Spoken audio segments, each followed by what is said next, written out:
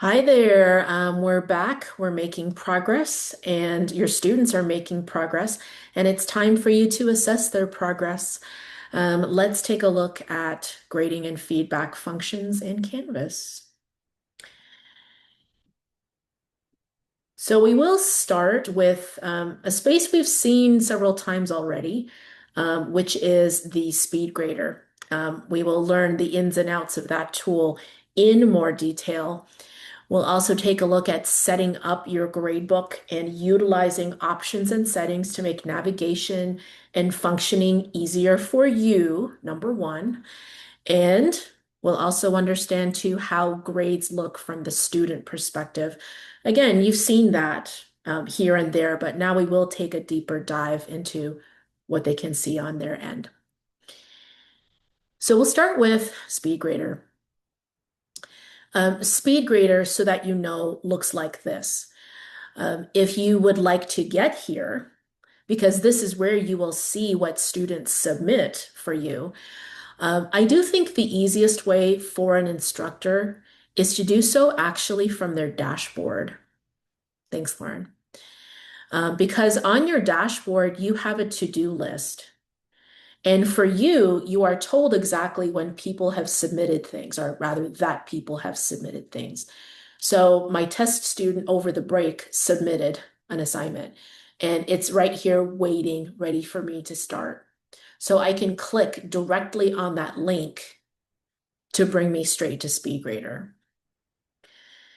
Now, I just want to share here for folks that want to practice in SpeedGrader today that you will need to have something to look at as a student. And you don't need Bruce for this. So if you would like to set this up so you can grade in SpeedGrader today, go ahead and follow the following workflow. Find any assignment. It doesn't matter what. It just has to be published. And if you've been working today, you probably have an assignment ready to go. Just make sure that you have the green check mark on it. So click on it to make that appear. And then once you click on it yourself, click on View as Student. And as long as it's open, go ahead and click on Submit Assignment and submit something. It doesn't matter what it is. It could be a photo of your kids. It doesn't matter. You need something to fake grade in SpeedGrader today. So you'll click on Submit Assignment and upload a file to mark it up. So try this, click on File Upload, search for something, anything, and then you can submit that. And once you do, you should have a reference like this. It'll say something like 0 out of 1 submissions graded to let you know you have something waiting for you in SpeedGrader. All right, so I did want to give you a little time to set yourself up for success so you can fake grade something today. So go ahead and take a couple of minutes to set that up. Submit anything to one of your assignments as a fake student, and then we will move on. Uh, Helen, I'm not saying that you have to have your course published. It's saying I can't do this because the course has not been published. Is that correct? yeah, go ahead and publish your course. You can always unpublish it later. There's a publish button on your card. Ooh, I don't know. Students are in there. Okay. You could do this within any course. It doesn't have to be a student-facing course, like your Okay. dev. Yeah. And you can limit the file types to be uploaded. So for clarity, in the assignment settings, you can restrict them here. Whoops. I think it would be helpful if you have a rubric attached to it, but it's not necessary because you've already seen how it's like to grade a rubric using a rubric in SpeedGrader. So if you have a rubric attached, that's great. If you don't, for right now, it's fine.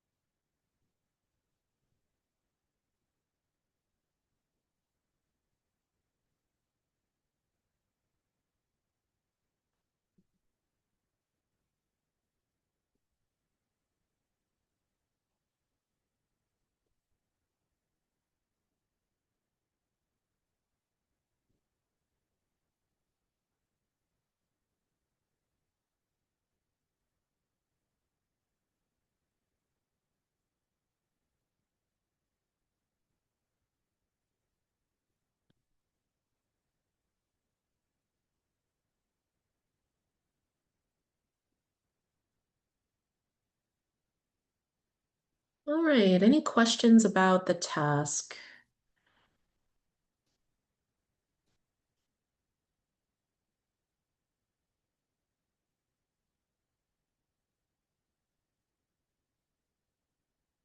Okay. All right, so let's investigate SpeedGrader. If you are here, you can access it through the link, or if you're on your dashboard, you will now be able to access it through this link under the to-do list. Either way, you are brought here. So let's get a Vanna White style tour of the space. Starting here, you don't have to click anything. Let's just talk it through. This book leads you to the grade book. And this dark gray bar of options is called the doc viewer. It only appears under certain circumstances. It appears for an option if you have a file uploaded here, like I have, or if you have, say, a Microsoft assignment, you get a snapshot of that assignment here. You can navigate through different pages, reorient the page. Helpful for times when students submit photos and they come in the wrong way. Zoom in and out. You can also make use of these annotation tools to mark up the file. Now, if you're looking at your current assignment and thinking, I don't have this dark gray bar, you didn't do anything wrong, but it does mean that the submission type was a different type. So again, this only appears if you've chosen online submission type and to upload a file. If you have chosen, say, a video, like the studio video, for instance, you saw earlier, you don't have these options there. But if you have a file, you can take advantage of these options to add, say, a marker tool. Uh, Click on this, what my students used to call a teardrop. Choose the color you like, and here you can add a comment related to that area that you've indicated. You can also do highlighting and add a comment. You can also remove the annotations because sometimes you make a mistake. So click on the annotation and hit the trash can to get rid of it. You can also type directly on top of the submission like that. Choose different sizes even. You can also strike through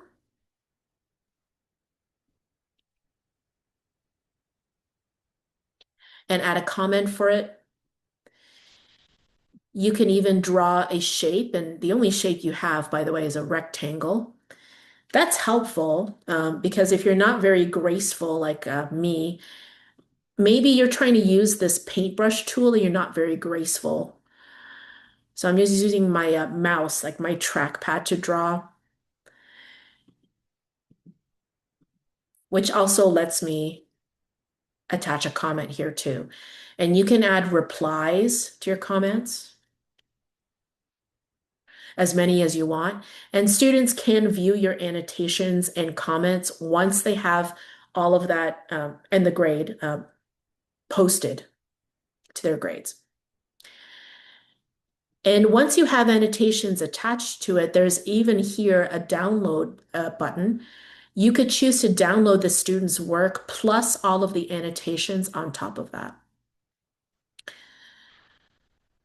Now, even if you don't have the doc viewer, you still have the options available in the dark blue bar. For example, you can go back to the assignment. You can go back to the course. And as you keep mowing through student work to give grades, Canvas will count for you. I love this. It will tell you that you're on 23 of 50 students. All of that is indicated here. And then right here, I'll zoom in, is this gray border. Helpful if you need to give yourself more or less room because that gives you more room on the assessment side of things, which is right here. And then next to the counter, you see these arrows. There's a left and a right facing arrow. Clicking these will let you navigate in between students in your list. So here's Bruce, right? But I can go on to test student by clicking on that arrow there and then go back to Bruce because I only have 2 students in this class. And there are indicators in your student list too. So Bruce has an orange dot because he just submitted something and I haven't graded it yet. Test student has nothing because there's no submission. So this is the expected view for if an assignment is missing for a student. And once we have a grade entered for Bruce, you're going to see that orange dot will change.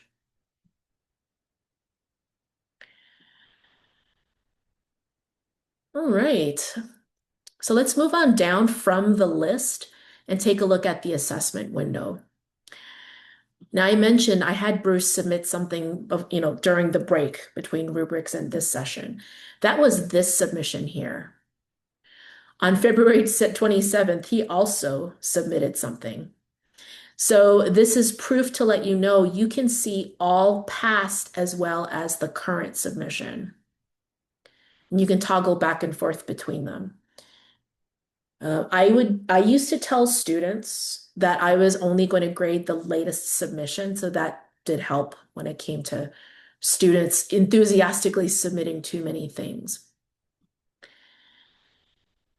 Moving on down here, actually, let me go here. You have the assessment box. If you do not have a rubric attached, you can still grade because you can type in a number in the box. Right? So even with the rubric present, I can still type in 10.5 or however many points I feel like this is worth. 9, for example. And you also saw too, the status was already indicated as late. This is what it's going to look like in SpeedGrader for you. It even tells you by how many days it's late, down to the hundredths of days. I will say Canvas does not recognize the weekend. It thinks Saturday and Sunday are days. So if a student submits on Monday and it was due on Friday, it will tell you that it's 2 days late. And yes, you can allocate late penalties, but that does not happen here. It happens in the gradebook. Now, if there was some kind of misunderstanding or whatever happened and you need to remove the status, you can switch it from late to none, which will remove any late penalties as well as the number of days late. You can also mark something as being excused from the student's grades. And then if something is indeed missing, it will be marked as missing once you come here. So you can switch out the statuses here. Now at the bottom here, you have the rubric, if you have one attached, and we've seen how this works already. So we'll do this relatively quickly. Notice the points are kind of auto showing up here, but you can correct that and give additional scores if you want. And then you'll click on Submit Assessment to submit. And as long as you have Use this rubric for assignment grading checked off, the points should auto add up in the box. And I see I didn't, so that's why they're not appearing here. Now, moving on down here is one of my favorite areas of Canvas. This is another place where you can add comments, and it is available regardless of the type of assignment that's here. So, for example, if you had a student submit a studio video, you can still use this area to make comments. And you can type your comments. You can also format your comments, add links, add images, bulleted lists, and right here is the equation editor. You also have emojis turned on. You can include those too if you want. You also have access to keyboard shortcuts available here, as well as the accessibility checker. Now, I know it's really cute to talk about grading two students. If you have 100 students, I know you're going to welcome some shortcuts. One shortcut I want to tell you about is the comment library. It's inevitable that you find a lot of students making the same mistake and you're tired of typing the same comments over and over. So you could use the comment library, click on that little speech bubble right there, and you can create canned comments. So when you build up this library of comments, I can click on the comment and it auto appears here in the box. And that's great. You can see all of the comments saved for this particular course. So you can now have a comment library specific to a course, but you can still access all comments from all courses inside a particular SpeedGrader area. So if you'd like to add comments to your comment library, I think this is a good time to do that. Type in your desired comment here, and it will be saved here in the box. And then moving on down here, other options to add grade feedback include click on the file paperclip, and then you can upload your particular file of comments for students. You can also, I love this at the end of the semester, click on the megaphone, the megaphone here, and you can do speech to text. Let's click on that circle. Hi there. Here's my comments on your assignment so you can improve for next time. And it types that in for you in the box. And finally, check your hair before you do this. I'm very sorry. Oh, not so bad. You can create video and audio comments. If you're shy, turn off the camera and you can do audio only comments. If you'd rather not have your face show and you want to focus on the student's work because you want that work to be in the video, you can turn on screen capture, do enabled here, choose SpeedGrader, and then you can start to record. Hi there, Bruce. I just wanted to give you some feedback so that you can improve for next time. Click Finish Recording, hit Save, and then that's going to be a playable clip for the student to access once you've released the grade to them. So that's all accessible right here. Finally, let me talk quickly about this option, which for this student I don't have yet on. Your students are going to be in Canvas all the time and they will submit the wrong thing.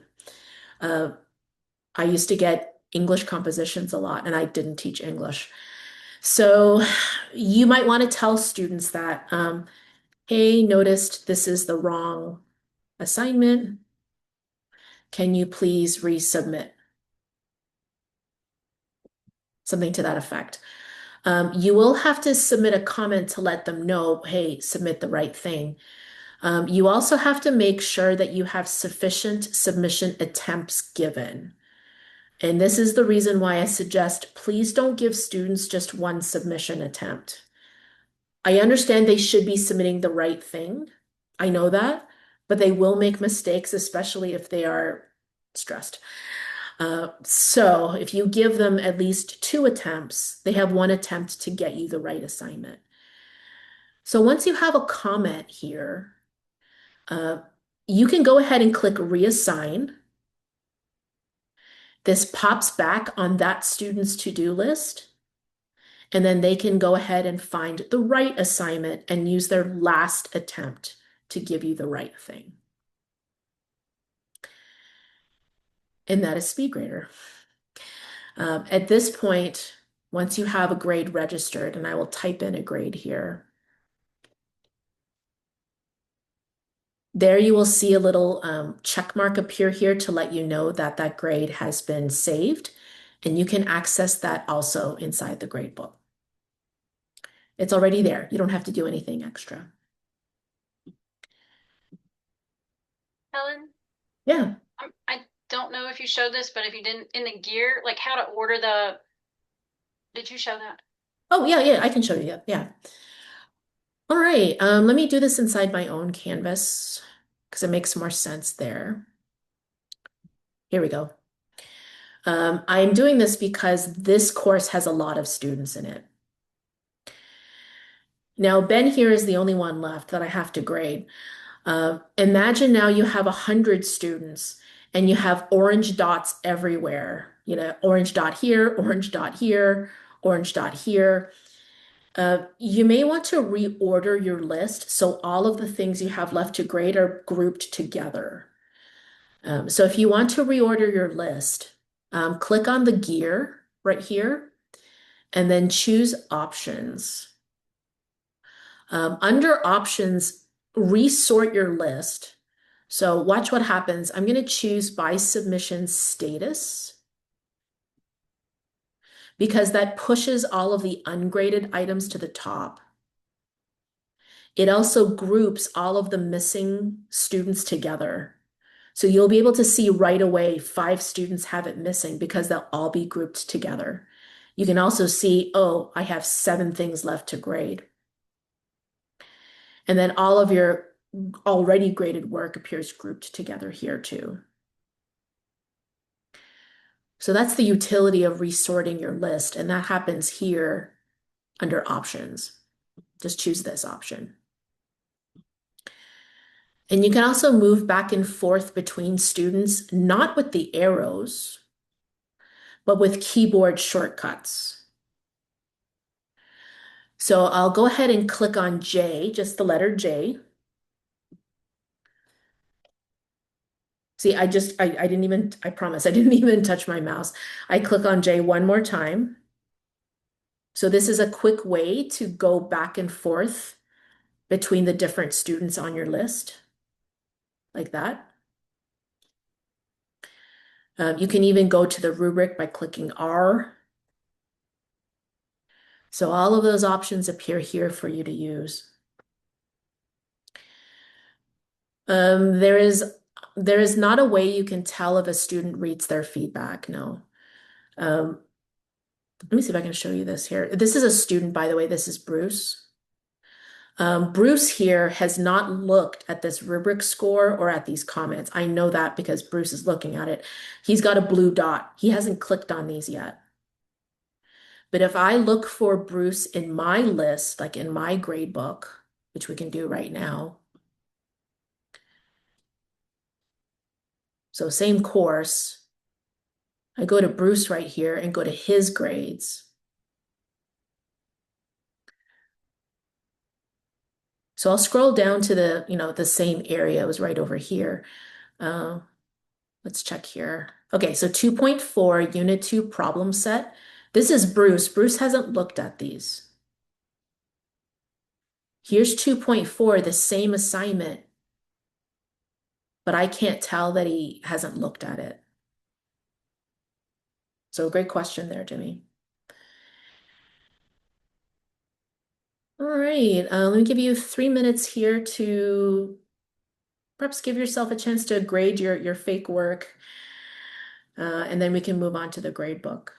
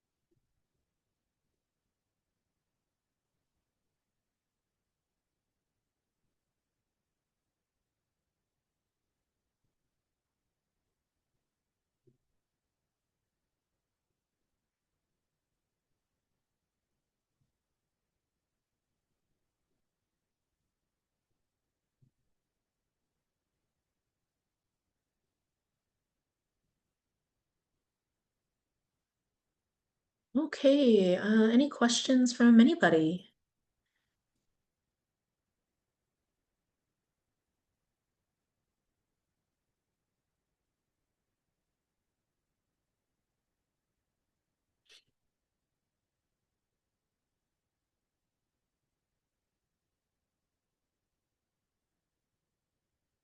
All right.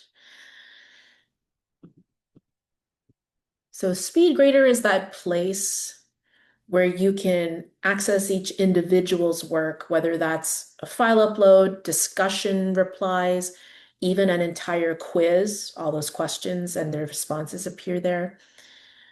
But at some point, you're going to want to see the overall view of everyone's progress. And that means we need to take a look at the grade book. If you are inside of SpeedGrader, you can click on this book in the corner to go to your grade book from here.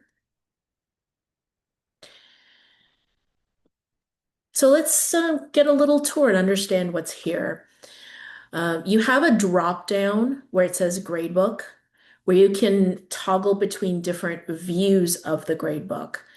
I think for today, we're going to stick with traditional gradebook because it is frankly where you will spend most of your time. You also have a way to search for specific students. You can even search for specific assignments. And this is where a numbering system can come in handy because if you remember, I'm looking for item 2.4, then you should be able to find it easily here in the list. And that kind of filters out the other column so you can focus on just one column. It also has a side benefit too. The side benefit being it brings you automatically to the right-hand side of the gradebook. So you see on my screen here, I have a dedicated column for each assignment group. And if I scroll carefully on over, I reach the final score here, the total column, which is the student's overall grade. Now, because that's a lot of scrolling to get to that area, I know that's a lot. You can actually choose this option to bring those grades from the back to the front. So click on the three dots and go choose Move to Front. And that way, the student's average in your class is right next to the student's name, which is nice.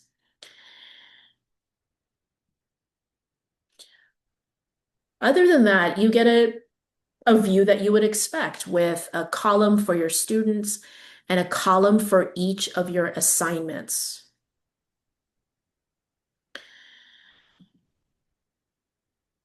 Now let's take a look at other options living up here. I'm thinking about how you can set up your gradebook for success. And all of that is going to appear right over here in the gear. If you click on the gear here, you're able to set up your gradebook in the ways that you wish. And I would recommend as soon as you get that student-facing shell, before students submit anything, one of your first tasks should be setting up this area, the gradebook settings. And for clarity, it's right here in the gear, okay? One thing you'll need to do is to set up your late policies. Understandable. Mostly because if you do this retroactively, so let's say you forget and you do this in October, changing the late policy affects previously graded submissions, so it is retroactive if you do this too late. But if you do this before students come, they don't know anything different. So click the checkbox to automatically apply the deduction for whatever percentage you want per day or per hour. And if you do this, if your department requires it, you can have the deductions stop at a certain percentage or not. And if it's not, just put 0. Along the same lines, you can choose to automatically apply a certain grade for any missings that you have. Another thing that you need to set up before students come, not after, is the posting policy. The posting policy tells Canvas how you want students to access their grades and feedback. The default is automatic post, meaning, Bruce here, who got this 9 out of 10, he knows about it already because it's been posted. And that's okay if you need that. If, however, you prefer you be the one in charge of posting so that students only see their feedback when you're ready, not when they're ready, then choose manually post. Okay. Manual post means any grade entered after this point, I'm emphasizing after this point, will be hidden so they can't see their grade or the comments or get any notifications regarding grade changes. Meaning, Bruce here with the 9 out of 10, that grade's already posted. So if I change this to manually post now, he'll still see 9 out of 10 because I had posted that before I made the change. Okay, so let's look for a 1.8 problem set. We're going to even have Bruce come on over here.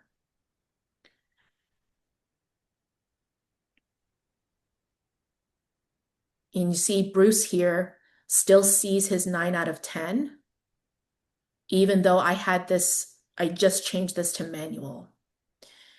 Now, if I really don't want him to see the 9 out of 10, like that shouldn't have happened. That was a big mistake on my part. There is a fail-safe, and that is to go ahead and hide this grade. Clicking on the 3 dots here, choose hide.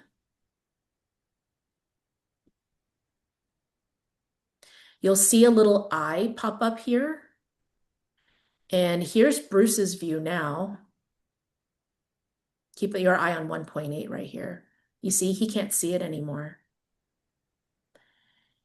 So if you're a type A type like I was, and it's okay if you are, I would do the following before students come, not after.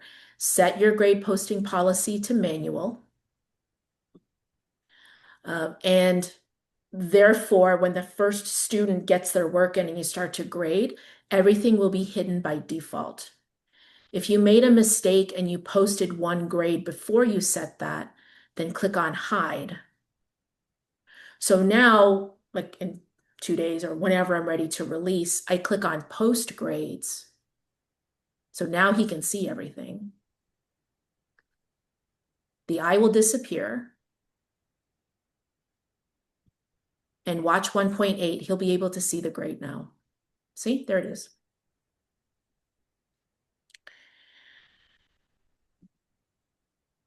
All right. So that is your posting policy.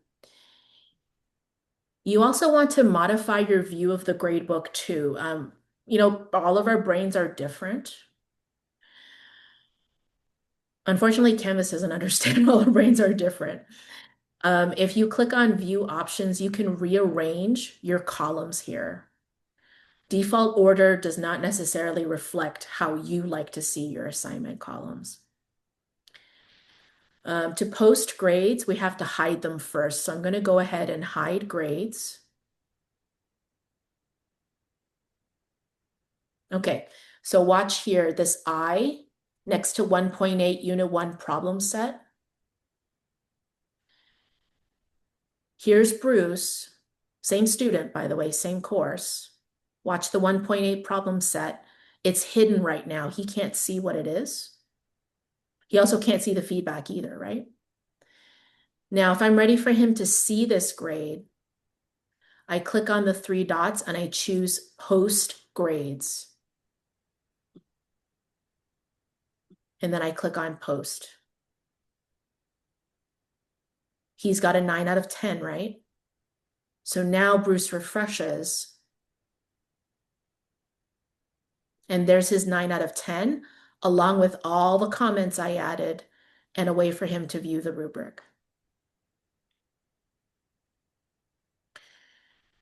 Now, moving on back to arranging your columns here, because you might not like default order, you can rearrange by name, due date, points, or my favorite. You can do module first to last.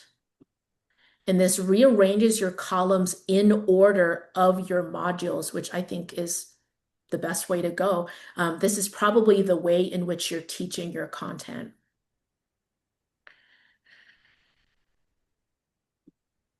Under that view options too, you can do things like enable a gradebook status. So you can have a little icon show up for these statuses.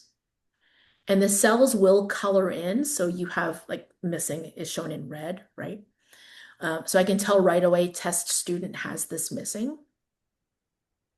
I can even do things like show a column. Let me save this. It's a column called notes where I can type in some private notes like, 1 day extra. So that I have this area to keep those details right next to the student's name. And then I can hide them when I need. I would recommend this too. To clean up your gradebook a little, you can not show unpublished assignments, which will remove a lot of columns from your gradebook and make it look really streamlined.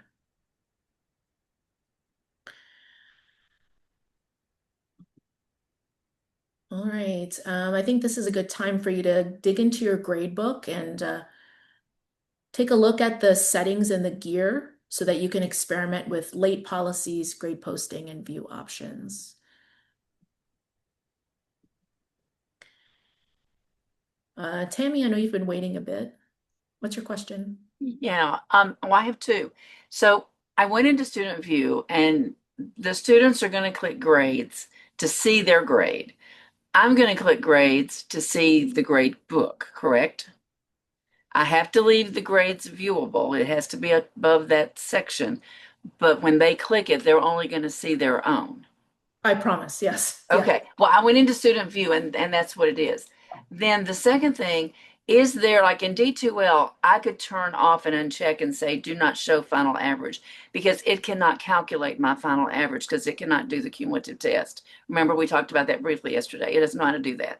And it can't do attendance to take points, add or subtract. So is there a way to not even show final grade because the final grade is meaningless? Yes, actually, you can. Let me go here. Actually, that setting is not in the gradebook. It is in course settings, though. If you go to settings, Go to settings in the course. Okay, so very go down. bottom, the very Just go to bottom. your course and Yeah. go to the bottom. Okay. We're gonna go all the way down on course details.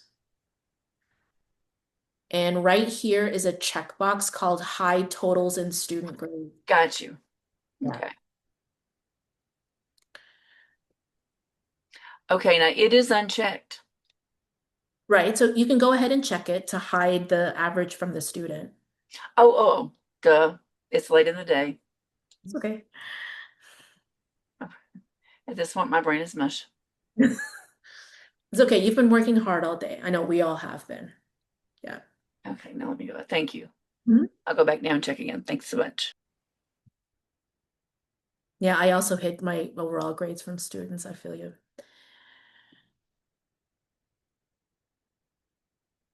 All right, Karen, grade column manually set to hide grades. Okay. So I grade all student submissions and then unhide. Does a notification get sent when I unhide the grade column? Yes, it should be. Let me go to here. Okay, so when grades are hidden, student cannot see any grades are hidden before grades are hidden. Grades added after the grades hidden will follow the assignments posting policy. Okay, so it's hidden here. We'll just double check here. Okay, so it's been hidden. Let's check inside of notifications.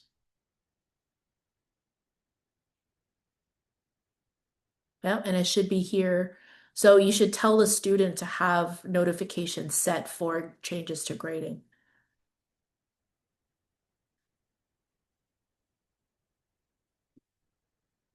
Let me see if there's anything else here that would indicate that. No, I don't think so. Although if you have it set to manual, so just to bring everybody up to speed, I know I just fell down a rabbit hole. You can set that overall grade posting policy here, which I did, right? Because this is set to manual.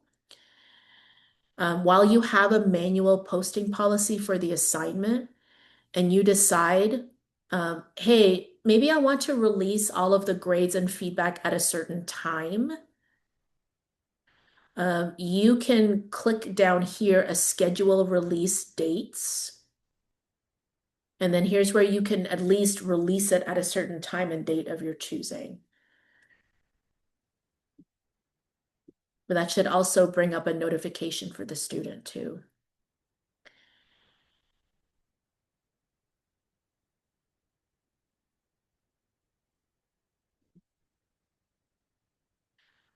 And then let's see if I can answer one last question, Dr. Binkley. You can put initials and dates in the gradebook for completion rather than grading the items. So I don't know if this answers your question fully. You can enter in a grade like here. So I just clicked on the 0 to show you that you could type in a number. I'm actually, let's see, actually, let's do this. Could you perhaps use the comment area to enter in your initials and dates?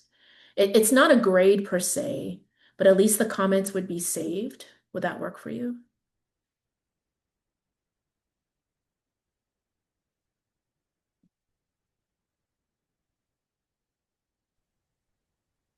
So it's a more than Ellen, what we have been doing is using a portion of the grade book to put our competencies in the grade book and then have the initials of the preceptor and a date that they were checked off and evaluated. And they have to have all those check offs before we give them a final grade. okay.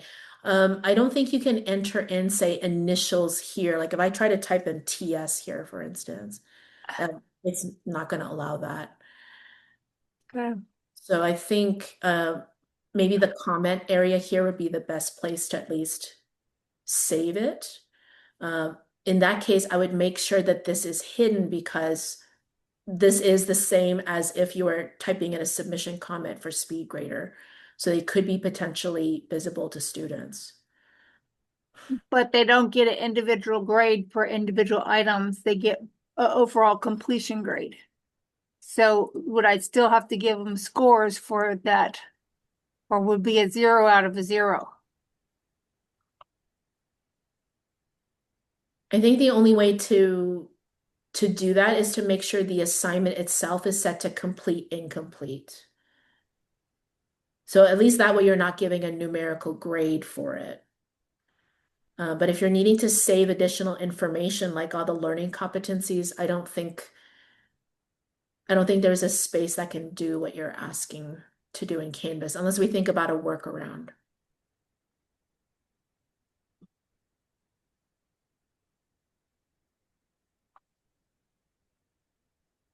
Or I wonder actually if you could use the notes column for that. The notes column is private. So the notes column is right here, show notes. I mean, you don't have a lot of space to put your comments, but you could put some comments here. That might be actually the best option because students would never see what you put here.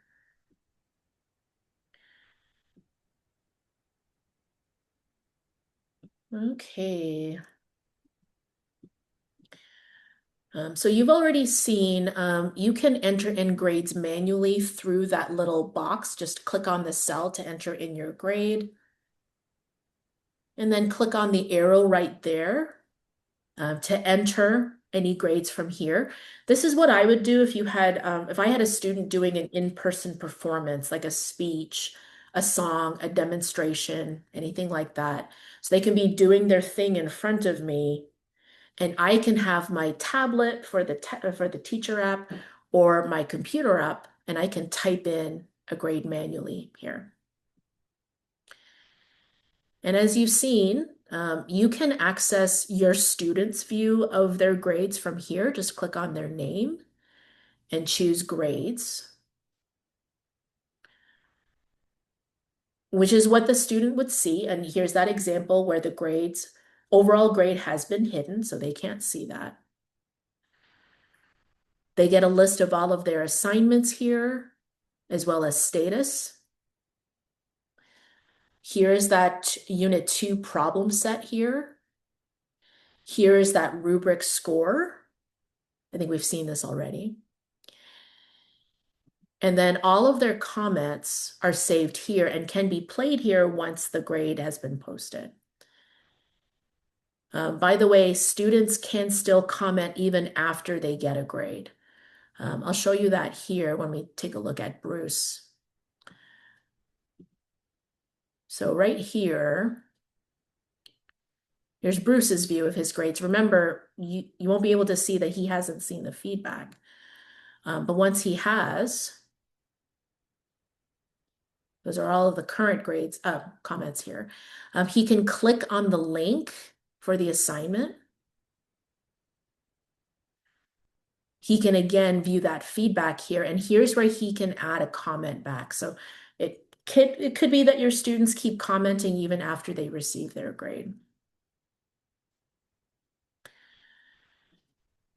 And that is how students see their grades, and that is our look at grading and feedback in a nutshell. Hey, Lauren, before you log off, because I've got another meeting at 3 that I'm going to have to miss the work session, but I'll be there Friday for it. When I went to Student View, I just noticed something. When I went to Student View in my course, I've got my home announcements, my modules and grades, but then I've got Microsoft Education, and I just clicked it to see what it was. And it said, welcome to Microsoft 365. Good stuff is coming as soon as your teacher activates the app. Are we supposed to activate Microsoft 365 for the students? That's, I think, more for Teams and that kind of stuff. So if you're using Teams in your course, that kind of thing, that'll be something that we will send out more information about that at some point. We just Okay. integrated that like in the not that long ago, maybe last week. I can't remember. Okay. But it's But mostly if we're still using Zoom, then then right now you can just move that down and okay. and it's there as an option. Okay. Thank you. I just wondered. You're welcome. All right, friends, you've been working really hard all day, so you need a break. Let's go ahead and take that break, and we'll pick back up with more questions after we come back. Thanks, everybody. Thanks for hanging on in there. Hey, Helen.